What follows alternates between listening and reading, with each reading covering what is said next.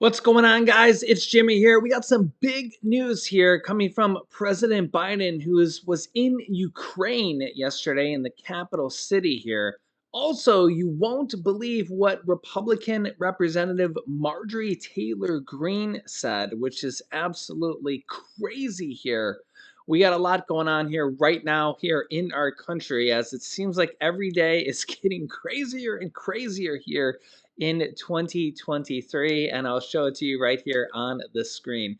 So let's jump right in here. Thanks so much for liking and sharing these videos. Here we go. First of all, President Biden made a surprise trip to the capital city of Ukraine, Kyiv, yesterday, and here's what he had to say. Take a listen. Thank you very much, Mr. President. You know, it was 1 year ago this week that we spoke on the telephone, Mr. President. It was very late at night in Washington, very early in the morning here in Kyiv.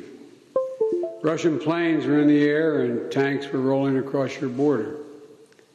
You told me that you could hear the explosions in the background. I'll never forget that. And the world was about to change. I remember it vividly because I asked you next, what is there, Mr. President? What can I do for you? How can I be of help? And I don't know if you remember what you said to me, but you said, and I quote, "Gather the leaders of the world, ask them to support Ukraine. Gather the leaders of the world and ask them to support Ukraine." And you said that you didn't know when we'd be able to speak again. That dark night, 1 year ago, the world was literally at the time bracing for the fall of Kyiv. Seems like a lot longer ago than a year, but think back to that year. Perhaps even the end of Ukraine. You know, 1 year later, Kyiv stands, and Ukraine stands. Democracy stands. The Americans stand with you, and the world stands with you. Kyiv has captured a part of my heart, I must say. I've come here 6 times as vice president, once as president. So, President Zelensky, you deeply honor me here in Kyiv with you today. To meet with your military, your intelligence folks, your diplomatic teams, community leaders who have stepped up and helped their country in their hour of need.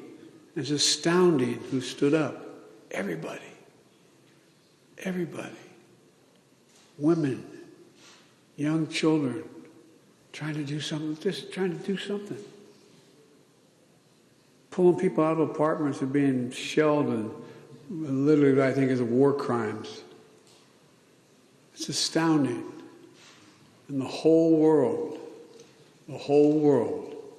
sees it and looks at it. This is the largest land war in Europe in 3/4 of a century. And you're succeeding against all and every expectation except your own. We have every confidence that you're going to continue to prevail. Yeah, so let me know your thoughts as we're on almost the eve of the 1 year anniversary here in Ukraine, which will be on February 24th. So apparently also the White House let Russia know that President Biden was traveling to the capital city of Ukraine. So I thought that was interesting. And as Biden traveled to Kyiv, there was air sirens going off.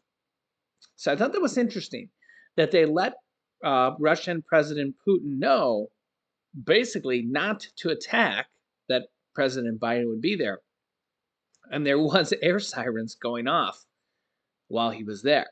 Yeah, so let me know your thoughts on this. Now, the reason they probably did this is because, and they didn't comment on whether Russia communicated back. They didn't tell us what channels they communicated with Russia through. They also didn't mention if Russia communicated back. Interesting thought there. So they probably said, hey, President of the United States is going to Kyiv. Make sure you don't attack there, because if you do and you accidentally kill the United States president, you're going to start a war with us. So you probably want to make sure you don't attack Kyiv today while the president's there, because we're warning you ahead of time that the president's there. Because if you do, and we told you ahead of time, there's no mistaking that you did it by accident, because we told you ahead of time. So let me know your thoughts on that. But definitely a dangerous trip for President Biden. Yeah. Also, Republican Representative Marjorie Taylor Greene in the House of Representatives sent out a tweet here yesterday that got over 22 million views. It says, quote, "We need a national divorce. We need to separate by red states and blue states and shrink the federal government." So she's saying that we need to separate red and blue states and basically split the United States in half, so that half of the people would, or half the states would separate from the United States of America. She says, quote, "Everyone I talk to says this." I don't know who she's talking to, but I haven't talked to anybody that says this. You can let me know if you've talked to anybody that has said this. But apparently she says everyone she talks to says this. She says, quote, "From the sick and disgusting woke culture issues shoved down our throats to the Democrats' traitorous America last policies, we are done." Yeah, so she says we need a national divorce. We need to separate by red states and blue states and shrink the federal government. Also, I thought it was interesting to note here that the top response here, with over 20,000 likes here, says, quote, "This is treasonous," period. Talking about, well, leaving, seceding from the United States of America. And also saying here, all those who support Greene's call to end the USA should have their USA citizenship revoked, period. Hashtag traitors. Interesting, which I was also trending on Twitter. Now, what's interesting is that if some states actually left the United States of America, think about this, they wouldn't be protected by our military. And I don't know what would happen to their Social Security. And there's so many things to even think about here, that they wouldn't be protected by our police and our fire department. They would have to start their own.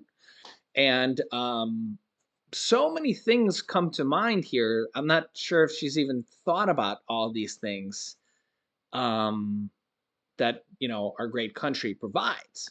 So, yeah, you can't exactly just build a military that we have overnight. Maybe you could come up with a police department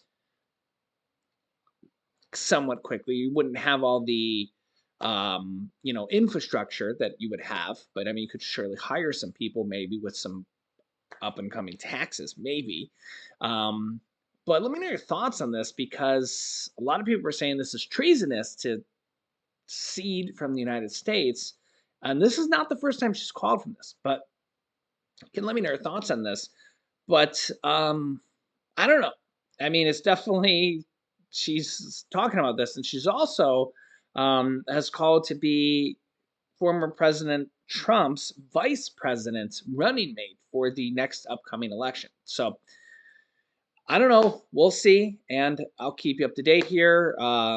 But this is something that's trending right now here on Twitter, and 22 million people have seen this so far and counting. So I'll keep you up to date here. Let me know your thoughts here in the comments, and please leave your comments here down below.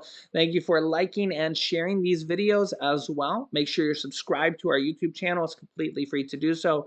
New videos come out here every day at 10 a.m., 3 p.m., and 8 p.m. Eastern Standard Time. Here's some videos you can watch next. Here is Russia telling their people that the United States just declared war against them. Really good video if you haven't watched that. Also, here is a very big update on Social Security and a senator who just changed his mind on it. So click on one of those videos next. Thanks for watching, guys, and I'll see you in the next video.